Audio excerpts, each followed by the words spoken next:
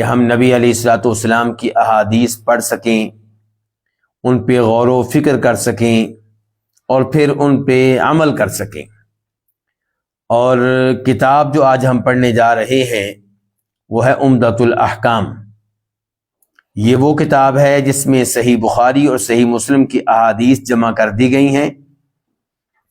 بلکہ میں آج یہ کہنا چاہوں گا، پہلے بھی کہا کرتا ہوں لیکن ایک عرصے سے میں توجہ نہیں دلا سکا، کہ میرے وہ بھائی، میری وہ بہنیں، میرے وہ بیٹے، میری وہ بیٹیاں جو درس میں بیٹھتے ہیں، وہ کوشش کریں کہ ان کے پاس یہ کتاب ہو۔ آپ واٹس ایپ گروپ جس کا آپ حصہ ہیں، اس کے ایڈمن سے یہ کہہ سکتے ہیں کہ وہ آپ کو پی ڈی ایف بھیج دیں عمدۃ الاحکام کا، پھر آپ اس کا پرنٹ نکلوا لیں، اس کی جلد کروا لیں، کتاب آپ کے ہاتھ میں ہو، قلم آپ کے ہاتھ میں ہو، تو پھر پڑھنے کا لطف دوبالا ہو جائے گا انشاءاللہ، اور پھر پڑھنے میں توجہ بھی رہے گی اور اس پہ اجر و ثواب بھی انشاءاللہ بڑھ جائے گا۔ تو آج ہم پڑھنے لگے ہیں حدیث نمبر 189 اور میں بتا رہا تھا کہ یہ کتاب عمدۃ الاحکام ہے، جس میں صحیح بخاری، صحیح مسلم کی وہ احادیث جمع کر دی گئی ہیں جن کا تعلق احکام و مسائل سے ہے۔ چنانچہ اس کتاب میں عقیدے کی احادیث نہیں ہوں گی، اس کتاب میں آپ کی جو تفسیر ہے وہ نہیں ہوگی، قرآن کریم کی جو تفسیر آپ نے کی ہے، فتنے کی احادیث اس میں نہیں ہوں گی، قیامت کی علامات کے تعلق سے بھی نہیں ہوں گی۔ یہ کتاب بہت عظیم کتاب ہے، بہت سے علماء کرام نے اس کا اہتمام کیا ہے، ایک عرصے سے علماء کرام اس کتاب کو پڑھتے چلے آ رہے ہیں۔ تو آغاز کرتے ہیں اللہ کے نام سے۔ حدیث نمبر 189 عن سہل بن سعد الساعدی رضی اللہ عنہ، روایت ہے سہل بن سعد الساعدی رضی اللہ عنہ سے، ان رسول اللہ صلی اللہ علیہ وسلم قال، کہ بے شک رسول اللہ صلی اللہ علیہ وسلم نے فرمایا، لا یزال الناس بخیر ما عجل الفطر، لوگ ہمیشہ خیر پہ رہیں گے جب تک وہ روزہ افطار کرنے میں جلدی کرتے رہیں گے۔ اس حدیث کو روایت کیا امام بخاری رحمہ اللہ نے، نمبر ہے 1957 1957، اور باب قائم کیا اس کے اوپر امام بخاری نے، باب تعجیل الافطار، کہ افطار کرنے میں جلدی کرنی چاہیے، تاخیر سے بچنا چاہیے۔ اور امام مسلم نے روایت کیا، نمبر ہے 1098 1098۔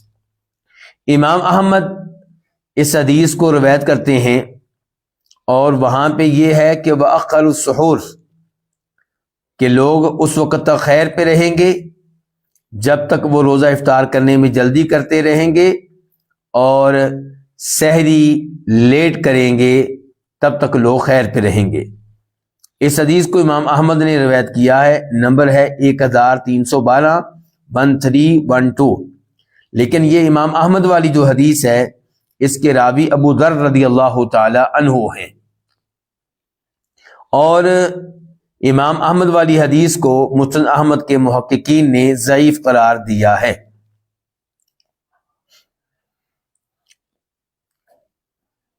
یہاں پہ میں آپ کی توجہ ایک اور حدیث کی طرف بھی مبذول کرانا چاہوں گا۔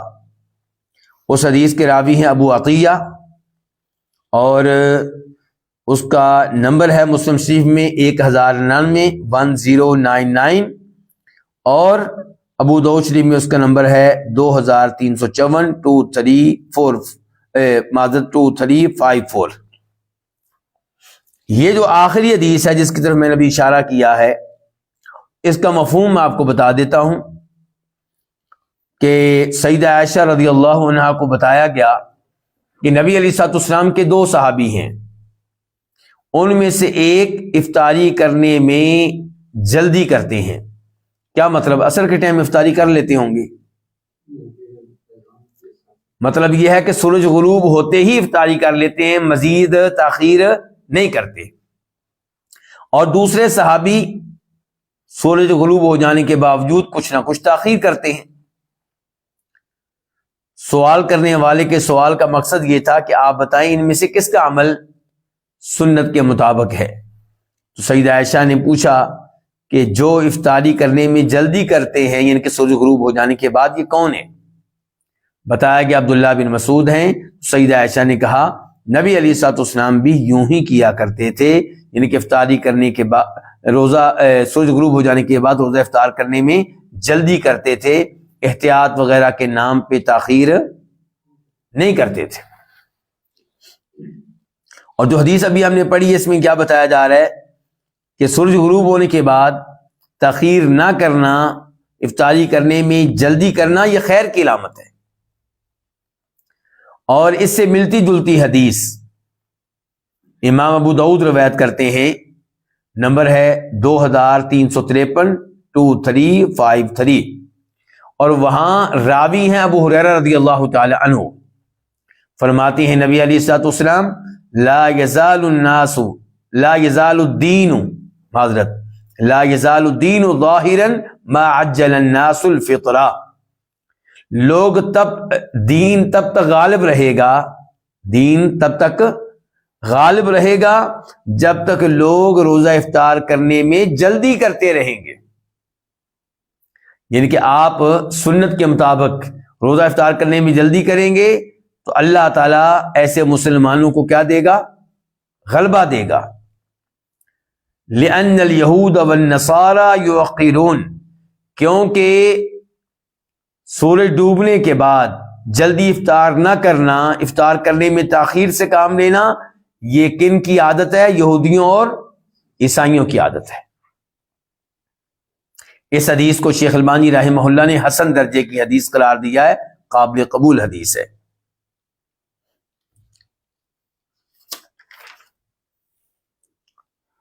آئیے اب دیکھتے ہیں کہ اس حدیث سے ہمیں کیا کیا مسائل معلوم ہوئے۔ پہلے نمبر پہ یہ کہ روزہ افطار کرنے میں جلدی کرنا افضل ہے۔ کب؟ جب سورج ڈوبنے کا یقین ہو جائے۔ اور سورج ڈوبنے کا یقین کیسے ہو؟ کہ آپ نے سورج ڈوبتے ہوئے دیکھ لیا، یا کسی با اعتماد آدمی نے آپ کو اس کی خبر دے دی، اس نے بتا دیا کہ میں دیکھ چکا ہوں کہ سورج ڈوب گیا ہے۔ اچھا، با اعتماد آدمی کی خبر پہ آپ یقین کریں گے تو یہیں سے یہ ہے کہ وہ کیلنڈر جو اب پرنٹ ہو چکے ہیں اور وہ بتاتے ہیں کہ سورج آج کب غروب ہوگا، وہ اگر با اعتماد ہیں، علماء کرام نے تجربہ کیا ہے کہ وہ درست ہیں، تو ایسے کیلنڈر پہ اعتماد کر کے بھی روزہ افطار کیا جا سکتا ہے، بلکہ کرنا چاہیے۔ مقصد یہ ہے کہ احتیاط کے نام پہ 4 منٹ 2 منٹ 5 منٹ لیٹ ہونا یہ غلط ہوگا۔ شریعت میں اس احتیاط کی حوصلہ افزائی نہیں کی گئی، بلکہ حوصلہ شکنی کی گئی ہے۔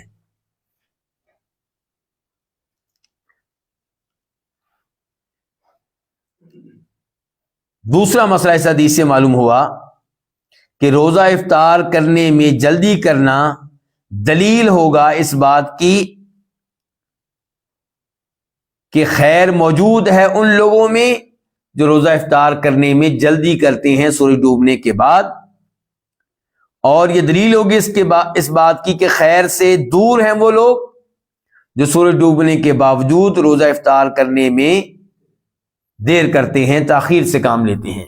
اور اللہ کے فضل و کرم سے پاکستان انڈیا میں اہل حدیث سلفی لوگ سورج ڈوبنے کے بعد روزہ افطار کرنے میں جلدی کرتے ہیں اور تاخیر سے گریز کرتے ہیں، بچتے ہیں، اور انشاءاللہ وہ خیر پہ ہیں۔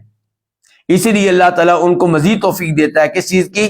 خیر کو اپنانے کی، توحید کو اپنانے کی، شرک و بدعات سے دور رہنے کی، نبی علیہ السلام کی اتباع کرنے کی، آپ کے طریقے کے مطابق نمازیں پڑھنے کی، آپ کے طریقے کے مطابق روزے رکھنے کی۔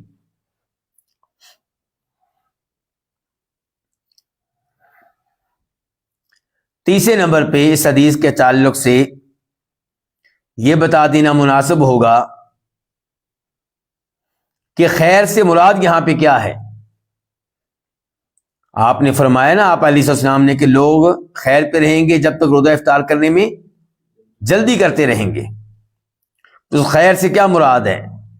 نمبر 1 یہ کہ دینی فائدہ، دینی خیر، کہ سنت کو اپنانے کی توفیق، سنت کو اختیار کرنے کی توفیق۔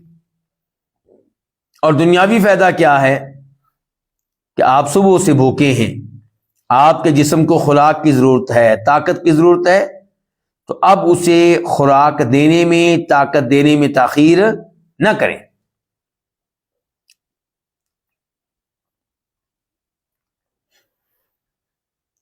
چوتھے نمبر پہ اس جانب اشارہ کر دینا مناسب ہوگا کہ یہ حدیث نبی علیہ الصلوۃ والسلام کی معجزات میں سے ایک معجزہ ہے۔ وہ کیسے؟ کہ آپ نے بتا دیا کہ لوگ خیر پہ رہیں گے جب تک روزہ افطار کرنے میں جلدی کرتے رہیں گے۔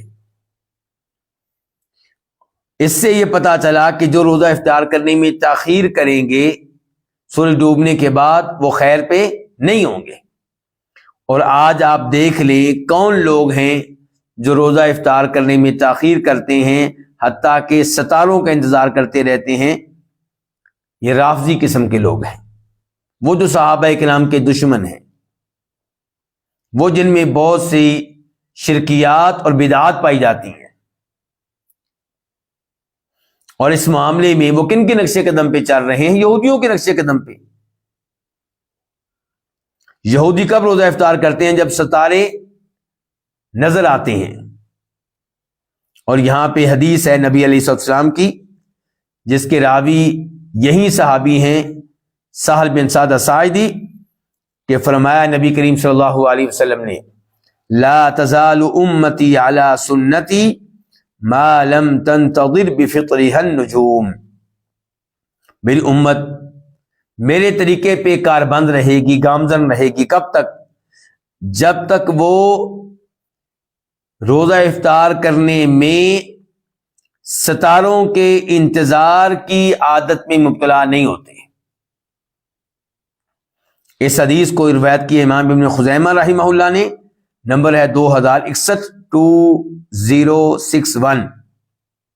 اس حدیث کو روایت کی امام ابن حبان رحمہ اللہ نے، اور نمبر ہے 3510 3510۔ شیخ البانی رحمہ اللہ نے اس حدیث کو صحیح قرار دیا ہے۔ تو سورج غروب ہونے کے بعد روزہ افطار نہ کرنا اور ستاروں کے طلوع ہونے کا انتظار کرنا، اس کے بارے میں کیا آپ فرما رہے ہیں کہ یہ اچھی عادت نہیں ہے، یہ خیر سے دور ہونے کی علامت ہے، یہ آپ کے طریقے سے کو ترک کرنے کی علامت ہے۔ اس حدیث سے فارغ ہو جانے کے بعد ہم منتقل ہوتے ہیں حدیث نمبر 190 کی طرف۔ 190 راوی ہے عمر بن خطاب رضی اللہ عنہ، ہمارے دوسرے خلیفہ راشد، کہتے ہیں قال رسول اللہ صلی اللہ علیہ وسلم، کہ فرمایا نبی صلی اللہ علیہ وسلم نے، اذا اقبل اللیل من ہا ہنا، اذا کا معنی کیا ہوتا ہے؟ جب، اقبلہ آئے، اللیل رات، من ہا ہنا اس طرف سے، وادبر النہار من ہا ہنا اور دن چلا جائے اس جانب سے، فقد افطر الصائم تو پس تحقیق روزے دار کے روزہ افطار کرنے کا وقت ہو گیا۔ اس حدیث کو روایت کے امام بخاری رحمہ اللہ نے،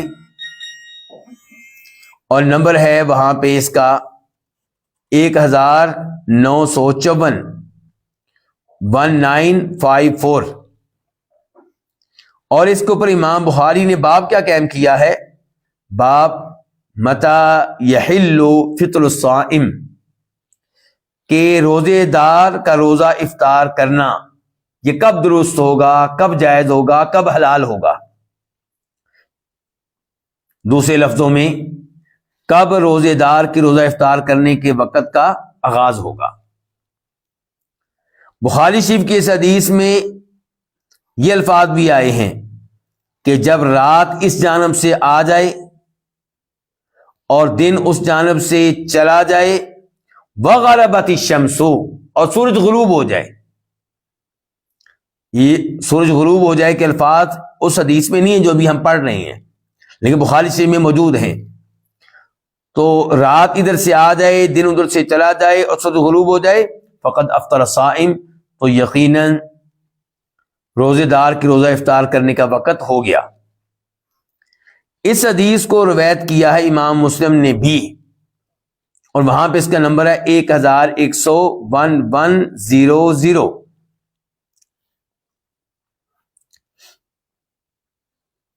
اس حدیث کے اوپر مزید گفتگو کرنے سے پہلے میں آپ کی توجہ دلانا چاہوں گا ایک اور حدیث کی طرف. جو حدیث ابھی ہم پڑھ رہے ہیں اس کے راوی کون ہے؟ عمر بن خطاب. لیکن ایک اور حدیث ہے، اس کے راوی ہیں عبداللہ بن ابی اوفا. وہ بخاری شریف میں آئی ہے، نمبر ہے 1955، 1955. امام مسلم اس کو روایت کرتے ہیں، نمبر ہے 1101، 1101. امام ابو داؤد رحمہ اللہ روایت کرتے ہیں، نمبر ہے 2352، 2352. اس حدیث کا مفہوم کیا ہے کہ نبی علیہ الصلوۃ والسلام حالت سفر میں ہیں اور آپ کے ساتھ بلال بھی ہیں رضی اللہ تعالی عنہ. جب سورج ڈوب گیا تو آپ کہتے ہیں بلال سے کہ بلال ہمارے لیے ستو بناؤ تاکہ ہم ستو پی سکیں. بلال کہتے ہیں اللہ کے رسول علیہ وسلم ابھی تو دن ہے، آپ شام تو ہونے دیں. آپ پھر کہتے ہیں بلال ہمارے لیے ستو بنائیں.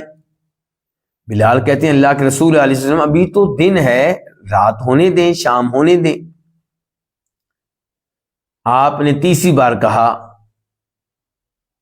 تو پھر جناب بلال نے ستو بنایا، آپ نے روزہ افطار کیا، اور پھر آپ نے جناب بلال سے کہا کہ بلال کہ جب سورج ڈوب جائے اور رات اور دن جو ہے چلا جائے، رات آ جائے، تو پھر روزہ افطار کرنے کا وقت ہو چکا. تو وہ حدیث بھی ہماری اس حدیث کی تائید کر رہی ہے، اور اس حدیث سے پتہ چلا کہ آپ پسند نہیں کرتے تھے سورج ڈوبنے کے بعد احتیاط کے نام پہ مزید انتظار کیا جائے. اور جناب بلال کا مقصد کیا تھا؟ ایک تو پتہ چلا کہ جناب بلال نبی علیہ السلام کو نبی اور رسول تو مانتے تھے، لیکن یہ بھی سمجھتے تھے کہ آپ انسان ہیں، اصول وہی چلیں گے جو آپ نے بتائے، لیکن اصول کی تطبیق میں، اصول کے اوپر عمل کرنے کی کیفیت میں کبھی غلط فہمی ہو سکتی ہے. یعنی کہ ممکن ہے کہ آپ یہ سمجھ رہے ہوں کہ سورج غروب ہو چکا ہے جبکہ غروب نہ ہوا ہو. مثال کے طور پہ سورج جو ہے وہ کسی پہاڑ کے پیچھے ہو، نظر نہ آ رہا ہو، بادلوں کے پیچھے ہو، نظر نہ آ رہا ہو، کوئی بھی ایسی کیفیت ہو سکتی ہے. تو جناب بلال اس لیے کہہ رہے تھے کہ اللہ کے رسول علیہ الصلوۃ والسلام ابھی تو روشنی ہے، تو ابھی شام تو ہونے دے. تو آپ نے انہیں بتا دیا کہ جب سورج ڈوب جائے تو پھر یہ نہیں دیکھتے کہ روشنی ہے یا نہیں ہے، پھر روزہ افطار کر لیتے ہیں.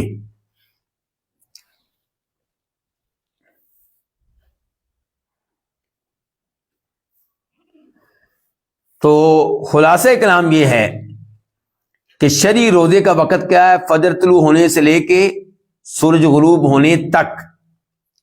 اسی لیے آپ نے اپنی امت کو کہا کہ جب رات آ جائے، کس جانب سے؟ مشرق کی طرف سے، اور دن چلا جائے کس طرف سے؟ مغرب کی طرف سے، تو روزے دار کے روزہ افطار کرنے کا وقت ہو گیا، اب تاخیر کرنی مناسب نہیں ہے.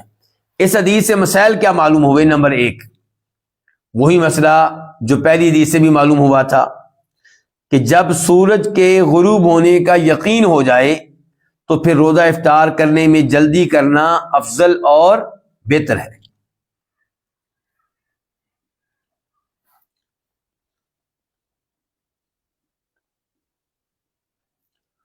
نمبر 2، یہ پتا چلا کہ آپ نے روزہ افطار کرتے ہوئے اس بات کا خیال رکھنا ہے کہ دن کے جانے کے ساتھ ساتھ رات آ چکی ہو. صرف یہ بات کہ مشرق کی طرف سے تاریکی ظاہر ہو چکی ہے جبکہ سورج ابھی موجود ہے، تو اس کا یہ مطلب نہیں ہے کہ رات آ چکی ہے، بلکہ رات کا حقیقی طور پہ آنا اور دن کا چلے جانا، یہ دونوں چیزیں ایک ساتھ ہوں گی اور پھر روزہ افطار ہوگا. اور یہ جو آپ نے کہا کہ فقط افطر الصائم، کہ جب رات آ جائے اور دن چلا جائے تو روزہ دار افطرا، اس کا افطار ہوا، اس کا کیا مفہوم ہے؟ تو اس کے دو مطلب ہو سکتے ہیں. پہلا مطلب یہ کہ اب روزے دار کا روزہ ختم ہو چکا شرعی طور پہ، چاہے وہ کچھ چیز نہ کھائے، کیونکہ روزے کا وقت ہی ختم ہو گیا ہے، روزہ رکھنے کا وقت کیا ہو گیا ہے؟ ختم ہو گیا. تو اب وہ روزے کی حالت میں نہیں ہے، کوئی چیز کھائے یا نہ کھائے، کوئی چیز پیے یا نہ پیے. اور دوسرا اس کا مطلب یہ ہے کہ اب روزہ افطار کرنے کا وقت شروع ہو چکا ہے، لیکن اگر روزہ افطار نہیں کرتا تو روزہ افطار نہیں ہوگا. پہلا مفہوم کیا تھا؟ روزہ افطار ہو چکا، روزہ ختم ہو چکا چاہے کوئی چیز نہ کھائے. اور دوسرا مفہوم یہ ہے کہ روزہ افطار کرنے کا، روزہ ختم کرنے کا وقت ہو گیا ہے، لیکن روزہ ختم تب ہی ہوگا جب کوئی چیز کھائے گا، کوئی پیے گا، یا کوئی ایسا کام کرے گا جو روزے کو توڑ دیتا ہے. اور یہ دوسرا معنی راجح ہے، اور اس کی تائید مسند احمد کی اس حدیث سے ہوتی ہے جس میں یہ ہے فقد حل الافطار، کہ جب رات آ جائے اور دن چلا جائے تو روزہ افطار کرنا کیا ہو گیا؟ حلال ہو گیا، جائز ہو گیا.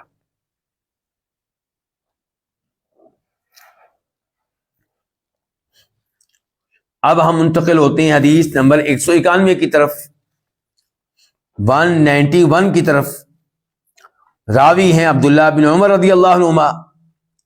پہلی حدیث کے راوی تھے ان کے والد عمر فاروق، اور اب پہلے باپ راوی تھے، اب بیٹا راوی ہے. قال، یہ کہتے ہیں نہا رسول اللہ صلی اللہ علیہ وسلم عن الوصال، نبی علیہ السلام نے وصال سے منع کیا ہے. وصال کا مطلب کیا؟ ایک روزے کو دوسرے روزے کے ساتھ ملا دینا. واصل یواصل مواصلۃ وصال، الوصال ملا دینا. قالوا، انہوں نے کہا، کنہوں نے؟ صحابہ کرام نے.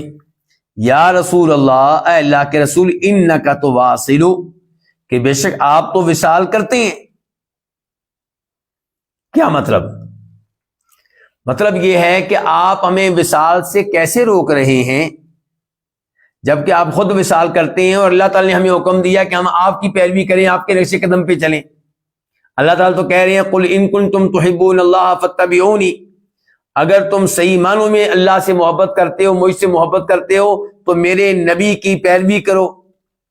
اللہ تعالیٰ تو ہم سے قرآن میں کہتے ہیں لقد کان لکم فی رسول اللہ اسوۃ حسنہ، کہ تمہارے لیے نبی علیہ السلام آئیڈیل ہیں، نمونہ ہیں.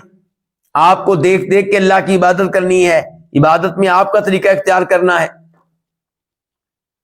تو ہم تو آپ کی پیروی کے مکلف ہیں، پابند ہیں اللہ تعالیٰ کی طرف سے. تو جب آپ وصال کرتے ہیں تو پھر تو ہم بھی کریں گے. آپ ہمیں پھر وصال سے کیوں روک رہے ہیں؟ یہ مقصد ہے صحابہ کرام کی گفتگو کا. قال تو آپ علیہ الصلوۃ والسلام نے فرمایا انی لست کہیئتکم، یقیناً میں تمہاری طرح نہیں ہوں. انی اطعم و اسقا، مجھے کھانا کھلایا جاتا ہے اور مجھے پلایا بھی جاتا ہے. اس حدیث کو روایت کے امام بخاری رحمہ اللہ نے، نمبر ہے 1962 1962.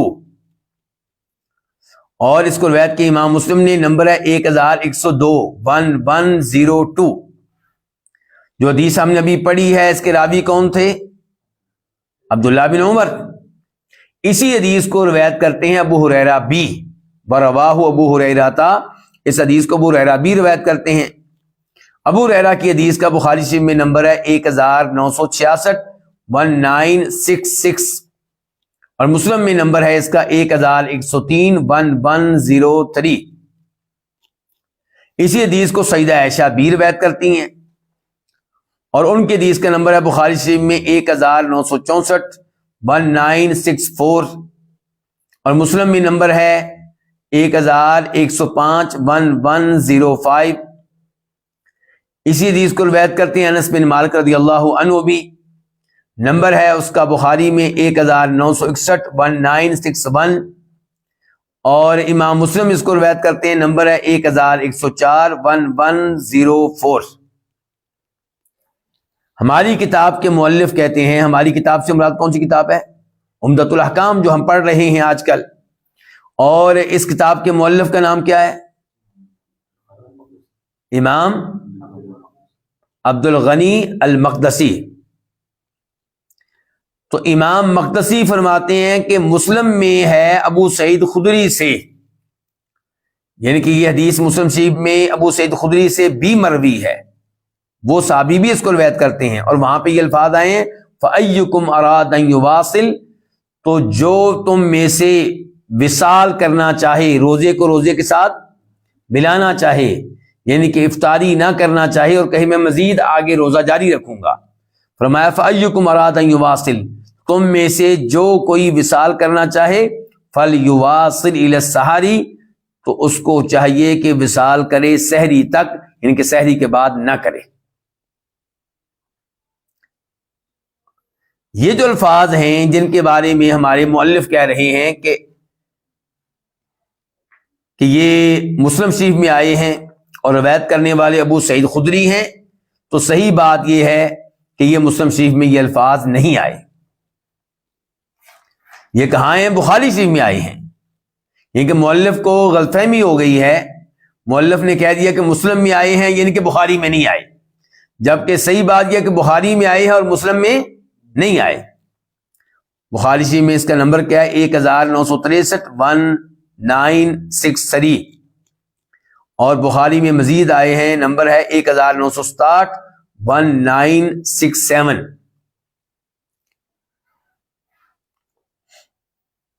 اچھا، اب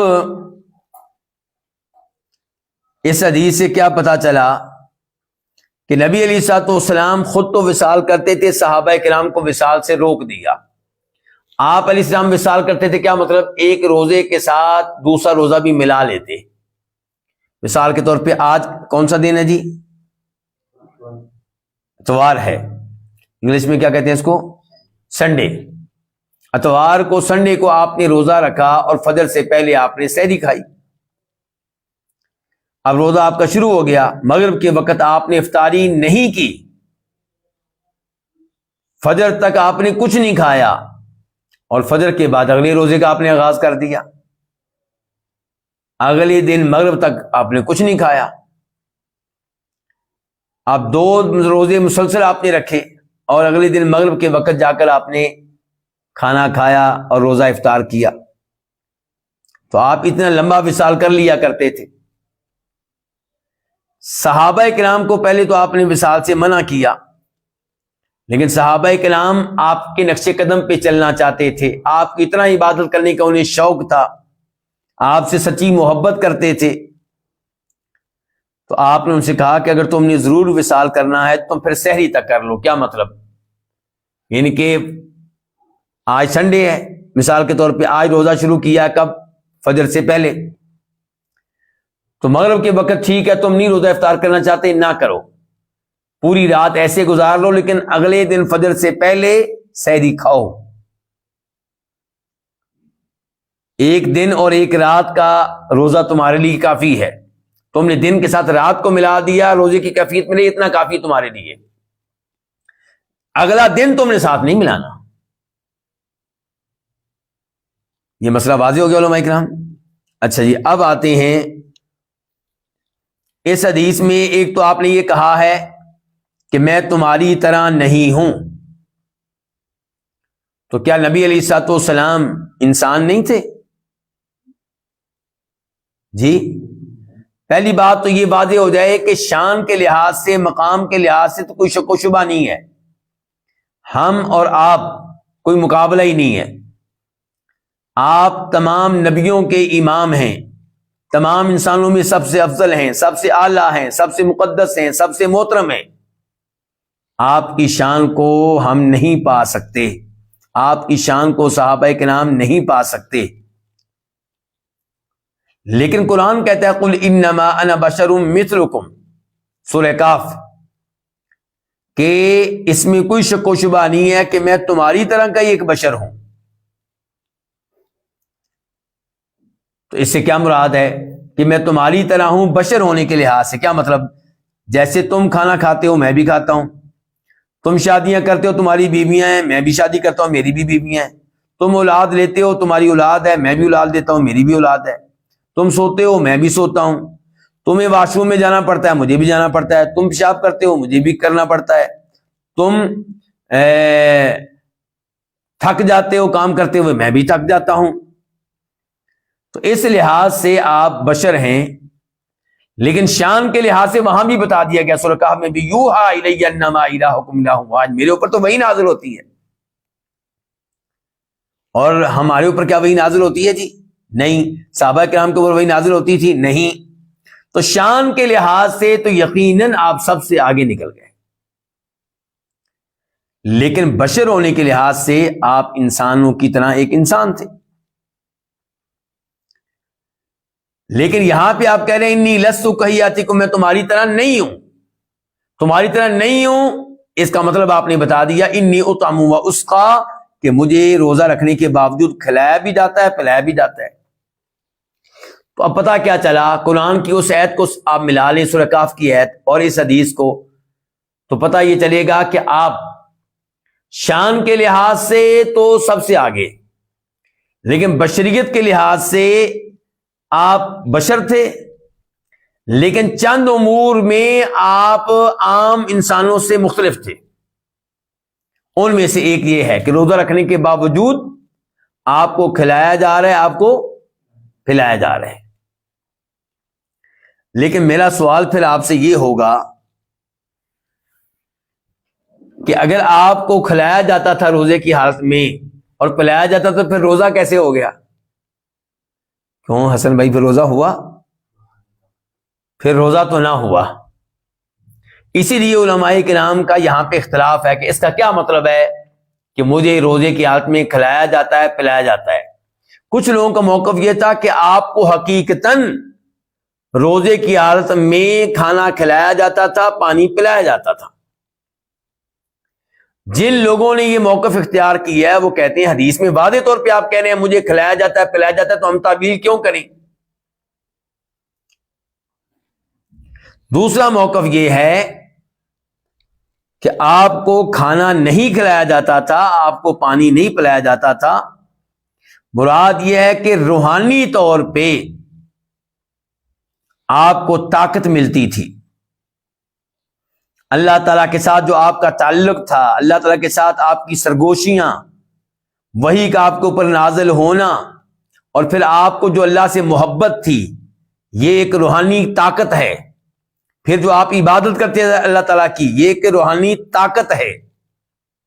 تو اللہ تعالیٰ کے ساتھ جو آپ کا تعلق تھا یہ آپ کے لیے خوراک کی حیثیت رکھتا تھا، یہ آپ کے لیے پانی کی حیثیت رکھتا تھا. تو یہ جو دوسرا مفہوم ہے اس کے لحاظ سے ہم کہیں گے کہ تعویل ہم نے کی ہے. آپ نے تو صاف صاف کہا تھا کہ مجھے کھلایا جاتا اور پلایا جاتا، ہم تعویل کر لیں کہ کھلایا نہیں جاتا پلایا نہیں جاتا، روحانی طور پہ آپ کو غذا ملتی ہے. روحانی غذا، حقیقی کھانا نہیں جس کو کھانا ہم سمجھتے ہیں وہ نہیں، بلکہ روحانی خوراک، روحانی آپ کو مشروب ملتا اور کھانا ملتا. تو ہم تو وہ ہیں جو تعویل سے بھاگتے ہیں. تو یہاں پہ ہم تعویل کر رہے ہیں کیونکہ امام القیم رحمہ اللہ نے دوسرے قول کو اختیار کیا ہے، روحانی غذا والے قول کو، اور میرا آپ کا بھی یہی موقف ہونا چاہیے۔ تو لوگ پھر اعتراض کریں گے، بھئی تم لوگ تو تعویلوں سے بھاگا کرتے ہو، تو یہاں پہ تعویل کیوں تم نے کر لی؟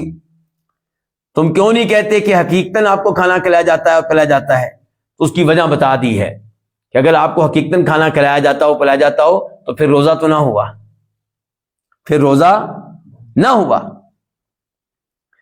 تو جب کہ آپ کہتے ہیں کہ میں روزہ رکھتا ہوں، وصال کرتا ہوں، مسلسل روزہ رکھتا ہوں، اور ساتھ کہہ رہے ہیں مجھے کھلایا پلایا جاتا ہے، تو روزہ رکھنا اور کھلانا پلانا دونوں میں اب ہم تطبیق دے رہے ہیں، یعنی کہ جو ہم نے تعویل کی ہے وہ حدیث کی وجہ سے کی ہے، اور تعویل کرنے کے لیے ہمیں کہیں دور نہیں جانا پڑا۔ یہی حدیث بتا رہی کہ وصال کا پھر اور مطلب کیا ہے۔ اگر آپ کو کھلایا پلایا جاتا ہے تو پھر وصال کیا ہوگا؟ روزے کو روزے کے ساتھ ملانا کیا ہوا؟ بلکہ پھر تو آپ کا ایک روزہ بھی کامل نہ ہوا۔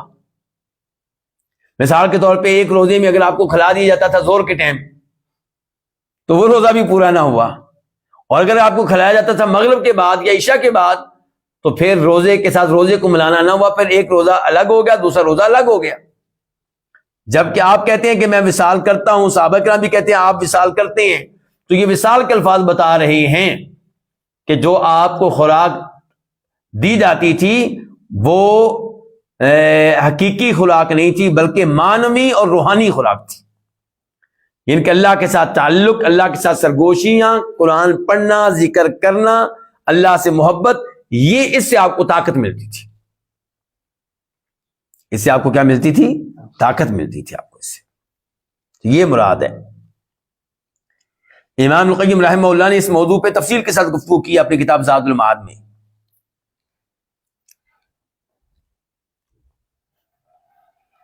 اچھا، اب اس حدیث سے یہ ثابت ہو گیا کہ نبی علیہ السلام وصال کرتے تھے، ایسا ہی ہے، روزے کے ساتھ روزے کو ملا لیتے تھے، اور صحابہ کرام کو آپ نے وصال کرنے سے منع کر دیا، یہ بھی اس حدیث میں آ گیا، اور آخر میں یہ بھی آ گیا ابو سعید خدری کے حدیث میں کہ آپ نے صحابہ کرام سے کہا کہ اگر تم نے وصال کرنا ہے تو تم پھر سحری تک کرو، بس اس سے زیادہ نہیں۔ تو اب سوال یہ پیدا ہوتا ہے کہ پھر وصال کا حکم کیا ہے میرے لیے اور آپ کے لیے؟ تو اس میں اختلاف ہے علماء کرام کا۔ ایک قول یہ ہے کہ وصال کرنا جائز ہے اس کے لیے جو وصال کی طاقت رکھتا ہو، جو روزے کو روزے کے ساتھ ملانے کی طاقت رکھتا ہو۔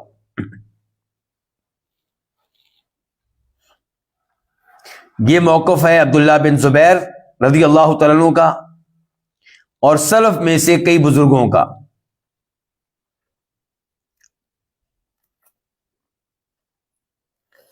ان لوگوں کی دلیل کیا ہے کہ خود نبی علیہ الصلوۃ والسلام نے ایک بار صحابہ کرام کو وصال کرایا، یعنی کہ صحابہ کرام چاہتے تھے کہ ہم نبی علیہ الصلوۃ والسلام کی طرح اللہ کی عبادت کریں، تو آپ نے کہا ٹھیک ہے آؤ پھر میرے ساتھ، تو آپ نے وصال کرایا ان کو 2 دن، اور اگر یہ حرام ہوتا تو آپ ان کو وصال نہ کراتے بلکہ ان کو سختی سے حکم دیتے چلو روزہ افطار کرو۔ اور ویسے بھی سیدہ عائشہ کہتی ہیں کہ نبی علیہ الصلوۃ والسلام نے وصال سے صحابہ کرام کو منع کیا ان پہ ترس کھاتے ہوئے، ان پہ رحم کرتے ہوئے۔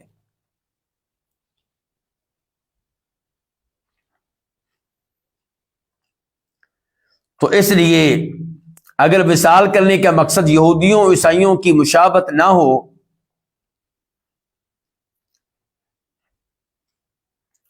اور وصال کا مقصد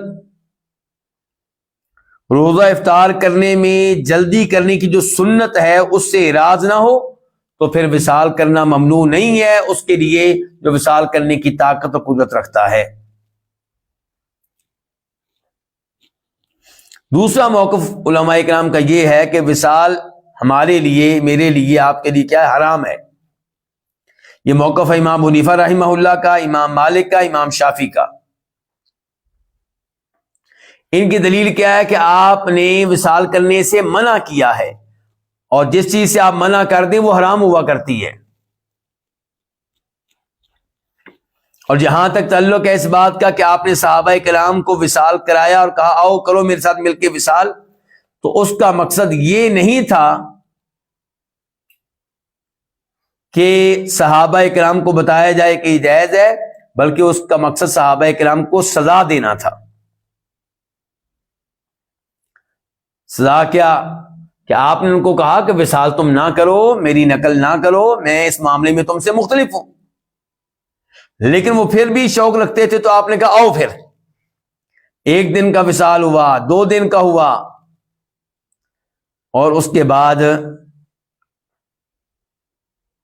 کیا ہوا؟ اس کے بعد چاند نظر آ گیا۔ کیا نظر آ گیا؟ چاند۔ تو آپ نے کہا تھا اس وقت تو صحابہ کرام سے کہ اگر یہ چاند نظر نہ آتا تو تمہیں میں مزید وصال کراتا، اور اس حدیث کو روایت کرنے والے صحابی کہتے ہیں کہ گویا کہ آپ ان کو وصال کرا رہے تھے سزا کے طور پہ۔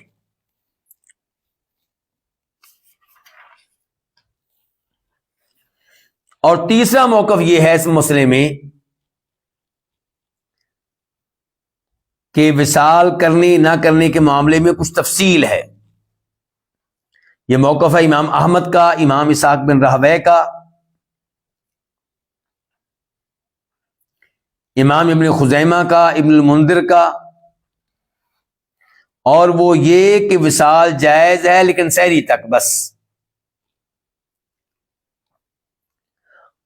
اور افضل یہ ہے کہ وصال بالکل نہ کیا جائے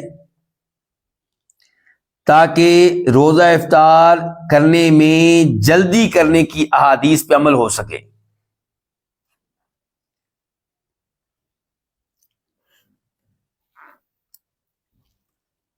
تو سحری تک وصال کرنا کیا ہوا؟ جائز، اور افضل کیا ہوا؟ کہ وصال نہ کیا جائے، اور مکروہ ہے 1 دن 1 رات سے زیادہ وصال کرنا۔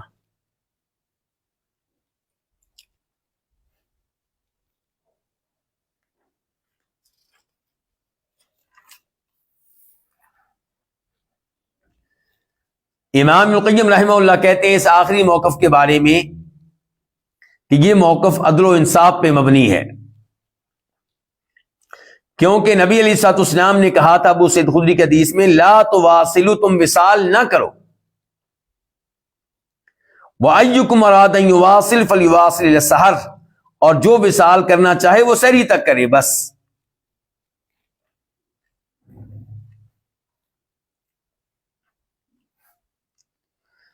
اب اس حدیث سے کیا کیا مسائل ہمیں معلوم ہوئے؟ نمبر 1، وصال کا حکم معلوم ہوا کہ وصال ممنوع ہے، آپ نے اسے منع کیا ہے۔ دوسرے نمبر پہ یہ مسئلہ معلوم ہوا کہ جو وصال کرنے کی طاقت رکھتا ہو اس کے لیے جائز ہے کہ وہ سحری تک وصال کرے، اور افضل یہ ہے کہ وہ یہ وصال بالکل نہ کرے۔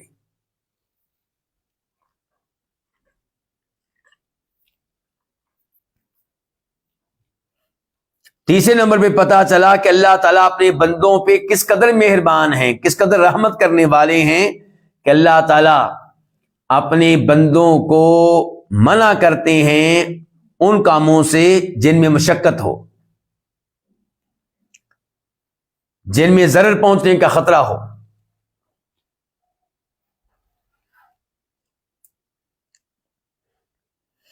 چوتھے نمبر پہ ہمارا دین کے معاملے میں غلو کرنے سے منع کرتا ہے۔ غلو کس کو کہتے ہیں؟ حد سے آگے بڑھنا۔ ہماری شریعت آسان ہے، عدل و انصاف پہ مبنی ہے۔ ہماری شریعت چاہتی ہے کہ انسان اپنے رب کے حقوق بھی ادا کرے، اور جسم کے حقوق بھی ادا کرے، آنکھ کے حقوق بھی ادا کرے۔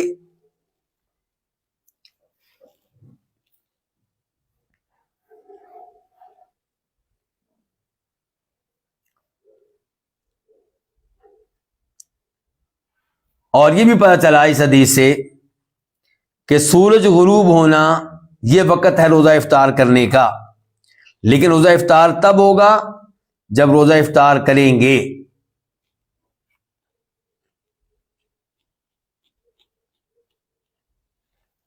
اس حدیث سے پتہ چلا کہ آپ کی جو خصوصیات ہیں، آپ کے جو خصائص ہیں، ان میں سے ایک یہ بھی ہے کہ دوران روزہ آپ کو روحانی اور معنوی غذا اور خوراک ملتی تھی۔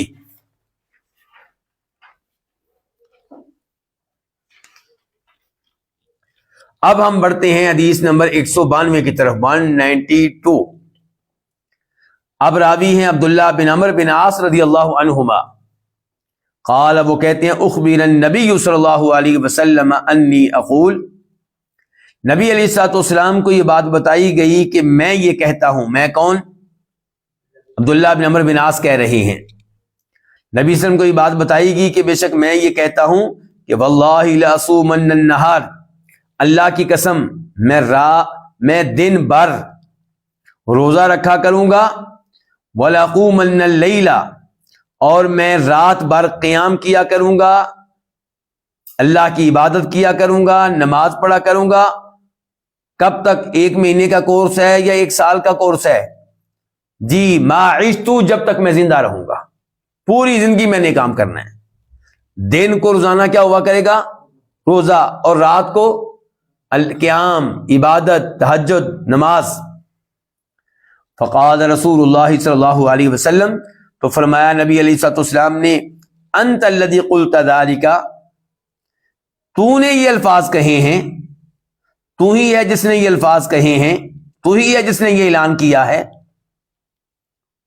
فقلت له، تو میں نے آپ سے کہا، قد قلتہ، میں نے یہ الفاظ کہے ہیں، بأبی انت و امی، میرے ماں باپ آپ پہ قربان ہوں اے اللہ کے رسول علیہ الصلوۃ والسلام۔ یہ گفتگو کون بتا رہے ہیں ہمیں؟ عبداللہ بن عمرو بن عاص، اور حدیث ابھی مکمل نہیں ہوئی، لیکن میں یہاں پہ رک گیا ہوں، کچھ بات آپ کو بتانا چاہتا ہوں۔ وہ یہ کہ جب آپ اس حدیث کو مزید گہرائی سے پڑھیں گے تو کہیں پہ یہ وضاحت بھی آئی ہے کہ عبداللہ بن عمرو بن عاص کہتے ہیں کہ میری شادی ہو چکی تھی اور میرے والد گرامی میری بیگم سے معلومات لیتے رہتے تھے کہ میرا بیٹا عبداللہ تمہارے ساتھ کیسا چل رہا ہے، اس کا سلوک تمہارے ساتھ کیسا ہے۔ تو میری بیوی آگے سے کہتی ہے آپ کا بیٹا بہت اچھا ہے، وہ میرے ساتھ بہت اچھا ہے، رات کو وہ نمازیں پڑھتا ہے، دن کو روزہ رکھتا ہے، کبھی میرے بستر پہ پاؤں رکھ کر اس نے نہیں دیکھا۔ تو یہ کیا تھی؟ شکایت تھی، یہ شکوہ تھا۔ تو عبداللہ بن عمرو بن عاص کے والد گرامی نے ان کو سمجھایا کہ بھئی آپ کی بیگم ہے اور آپ ہر وقت عبادت کرتے رہتے ہیں، دن کو آپ کا روزہ ہوتا ہے، رات کو آپ کی نماز ہوتی ہے، تو بیگم کے حقوق کہاں جائیں گے؟ لیکن عبداللہ بن عمرو بن عاص کو اللہ کی عبادت کا بہت شوق تھا، تلاوت کا بہت شوق تھا، تہجد کا بہت شوق تھا، روزے رکھنے کا بہت شوق تھا۔ یہ اپنی عبادت کے اوپر کاربند رہے اور انہوں نے یہ اعلان کیا ہوا تھا کہ میری زندگی تو ایسے ہی گزرے گی، روزانہ روزہ ہوا کرے گا دن کے ٹائم، اور رات کو قیام ہوا کرے گا۔ تو پھر ان کے والد گرامی نے ان کی شکایت لگائی نبی علیہ الصلوۃ والسلام کو، تو آپ علیہ الصلوۃ والسلام پھر ان سے ملنے کے لیے آئے اور وہاں پہ انہوں نے آپ کے لیے بیٹھنے کی جگہ سیٹ کی، اور پھر وہاں پہ یہ گفتگو ہوئی کہ آپ نے پوچھا کہ کیا تو نے یہ الفاظ کہے ہیں؟ تو انہوں نے کہا جی بالکل میں نے کہے ہیں، میرے ماں باپ آپ پہ قربان ہوں۔ قال، تو آپ نے کہا، فإنك لا تستطيع ذلك، تم اس کام کی طاقت نہیں رکھتے، پوری زندگی دن کے ٹائم روزہ رکھنا اور پوری زندگی رات کو تہجد پڑھتے رہنا، یہ تم اس کی طاقت نہیں رکھتے۔ فصم وافطر، تو اس لیے تم روزہ بھی رکھا کرو، وافطر، اور ناغہ بھی کیا کرو، یعنی کہ ایک دن روزہ رکھ لیا، ایک دن ناغہ کر لیا۔ ونم وقم، اور سویا بھی کرو اور قیام بھی کیا کرو۔ کیا مطلب؟ رات کو پوری رات عبادت نہ کیا کرو، رات کو نیند بھی پوری کرو اور تہجد بھی پڑھو، دونوں کام کرو۔ ونم، اور سویا کرو، وقم، اور قیام کیا کرو۔ وسم من الشہر 3 ایام، اور روزے رکھو من الشہر، مہینے میں 3 ایام، 3 دن، 3 دن روزے اور باقی ایام میں روزوں کا ناغہ۔ فإن الحسنۃ بعشر امثالها، کیونکہ ہر نیکی نیکی کے 10 گنا کے برابر ہوتی ہے. یعنی کہ جب آپ ایک مہینے میں 3 روزے رکھیں گے تو اللہ تعالیٰ کا اصول یہ ہے کہ اللہ تعالیٰ ہمیں ایک نیکی پہ 10 نیکیوں کا ثواب دیتے ہیں. روزے 3 رکھو گے، ثواب کتنے روزوں کا ملے گا؟ 30 کا. ایک روزہ رکھو گے 30 کا ثواب ملے گا، ایک روزہ رکھو گے 30 کا ثواب ملے گا. کیونکہ ایک نیکی اللہ تعالیٰ کے یہاں، اللہ کی رحمت دیکھیے آپ، گناہ ہم کریں تو اللہ ایک گناہ پہ ایک ہی گناہ لکھتے ہیں، نیکی ہم کریں تو اللہ تعالیٰ ایک نیکی پہ 10 نیکیوں کا ثواب دیتے ہیں. تو آپ نے کہا وذالک مثل صیام دہری، اور یہ زمانے بھر کے روزے کی طرح ہے. جب تم ہر مہینے میں 3 روزے رکھو گے تو سمجھو ثواب کے لحاظ سے ایسے ہے گویا کہ تم نے پوری زندگی روزے رکھے ہیں. الدہر زمانہ.